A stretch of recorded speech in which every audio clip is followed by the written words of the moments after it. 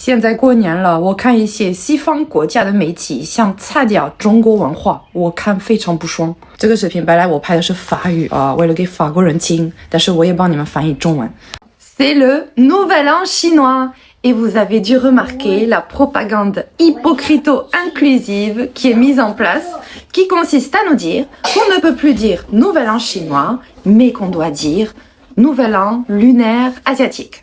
C'est lunaire, hein, pour le coup. Nous sommes en train d'assister à une tentative terrifiante d'effacement d'identité culturelle. Alors à la base c'était il n'y a pas de culture française, mais une culture européenne, et là ils sont en train d'essayer de nous dire il n'y a pas de culture chinoise, mais une culture asiatique. Mais alors, ce qu'ils ont oublié, ceux qui ont lancé cette propagande, c'est que l'Asie c'est très grand, et que beaucoup de pays d'Asie ne fêtent pas le Nouvel An chinois, enfin le Nouvel An lunaire asiatique. Donc là, vous êtes en train d'attribuer de façon autoritaire une fête à tous les Asiatiques, alors qu'ils ne la fêtent pas tous. C'est bien aussi, dans le mode inclusif ça. Le Nouvel An chinois, il est né en Chine, il y a plusieurs milliers d'années, et ensuite, il s'est étendu à d'autres pays d'Asie qui l'ont développé à leur manière et qui ont développé leur propre tradition. Mais il n'y a aucun problème à dire que le Nouvel An chinois est né en Chine puisque c'est l'histoire. Mais maintenant, on ne peut plus appeler un chat un chat. Oui, en parlant de chat.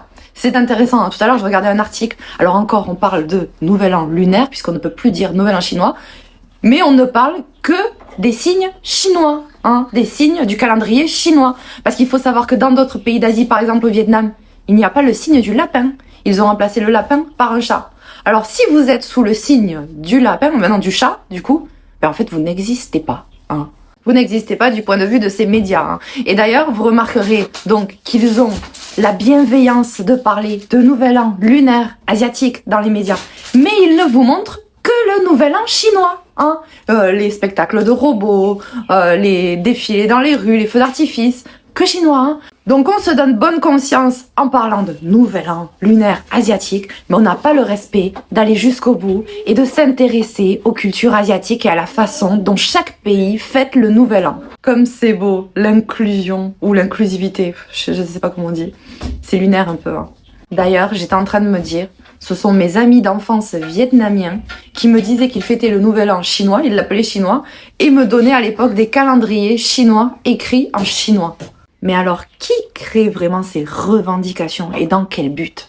Alors ceux qui dans les commentaires me disent « Bon, Nouvel An lunaire, je ne vous en veux pas, je suis sûre que ça part d'un bon sentiment, mais arrêtez d'être les pions de cette instrumentalisation. » En tout cas, moi je vis en Chine et je vous montre le Nouvel An chinois de Chine. Le Nouvel An chinois en Chine dure 15 jours et il y a des célébrations différentes pendant les 15 jours.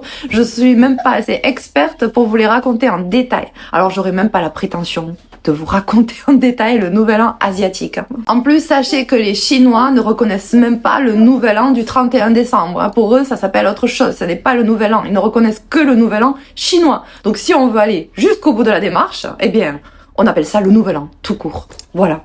En tout cas, je souhaite à tout le monde un bon Nouvel An.